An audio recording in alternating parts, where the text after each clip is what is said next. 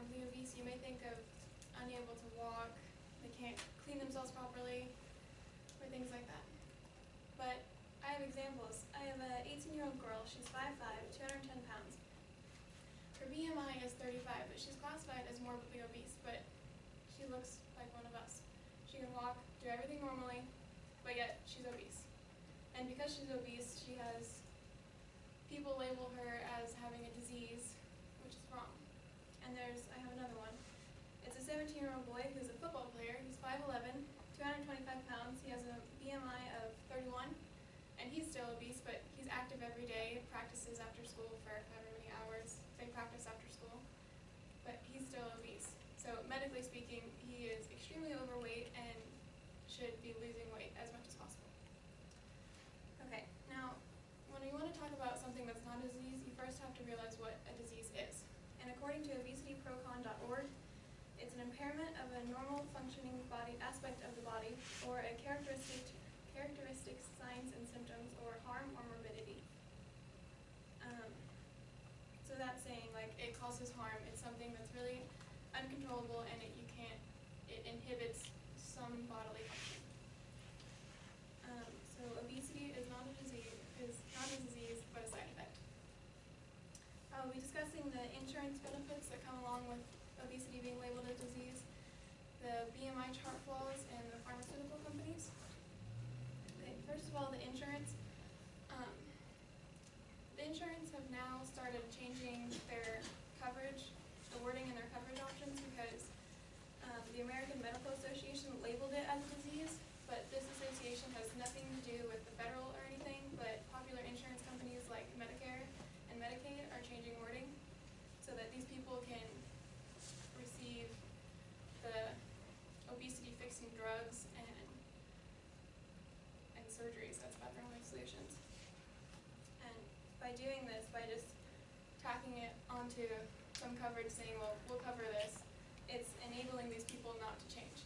It's aiding their lifestyle by hurting themselves. Okay, and main causes of obesity are not like something medical or some kind of genetic disorder. It's a superabundance of calorie-dense foods, jobs that are largely sedentary, and cramped neighborhoods that don't allow for adequate exercise. That's stated by Jeffrey Kabat from the Breakthrough Institute. And 2/3 of all adults that are 20 years and older are classified as obese, which leads me to my next topic of the BMI chart. It's largely flawed because it only uses two variables to calculate your BMI. It only counts height and weight. So it doesn't measure like your fat or your muscle tissue. And the way to fix this would be like to make an adaptable chart that can be for certain circumstances, like for football players or other athletes or people with actual diseases. And even some overweight and obese people can be classified as healthy. And if they lose weight, it will make them unhealthy and have a higher morbidity rate. Now, the only solutions they propose to fix obesity is obesity-reducing drugs, not lifestyle changes or any sort of physician counseling. They just think that they should give them some kind of pill. Sometimes they even use water pills.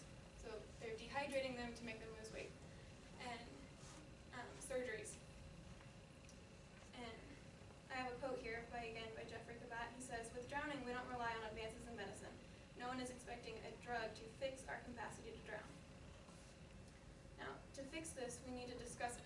We need to bring it up. We need to raise awareness about it and teach people about the extent of the problem. And to do this, we need to offer more physician counseling. So if someone is getting close to being obese or overweight, they need to talk with a physician and find out why that's happening. What's going on, change your diet or something. We could hold like public classes in schools or in public libraries about eating healthy and healthy living. And doing this, it will empower those that are considered overweight or obese to change their lifestyle, and instead of shaming them, we're supporting them to become healthier. And by not having any action, we're basically just blaming them. It causes blame. The obese blame it as a disease now, and people who aren't obese or overweight blame the obese people for their own condition, say it's their own fault. So in conclusion, obesity is not a side effect, it's not a disease, it's a side effect. And helping is easier than you think. You can show support, aid in counseling. It will expand their self-esteem and self-determination to fix their lifestyle. And I will leave you with a quote by Jeffrey Platt. It says, "Disease is when the body malfunctions.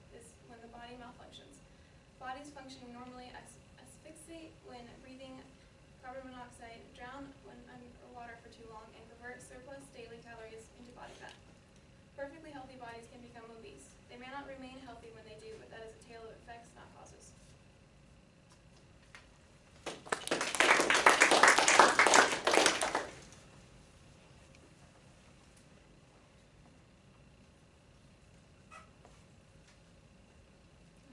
What BMI measure must you have in order to be considered healthy? Overweight is around, like, they say being overweight is considered healthy, but obese is like 30 and above for BMI. So I'd say around 25 and 12. Is the BMI part the only thing that they can use to classify? That's the only thing I've read that they classify obesity as, is the body mass index.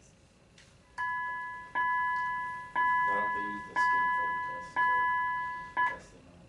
I have did reading from the skin fold test. Does that measure like muscle and everything? Body percentage fat. So I can do that.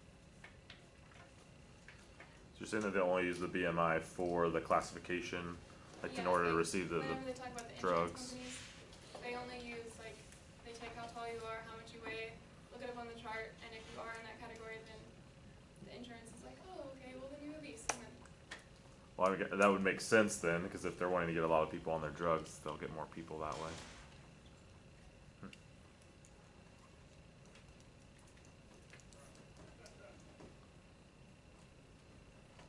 All right, thank you.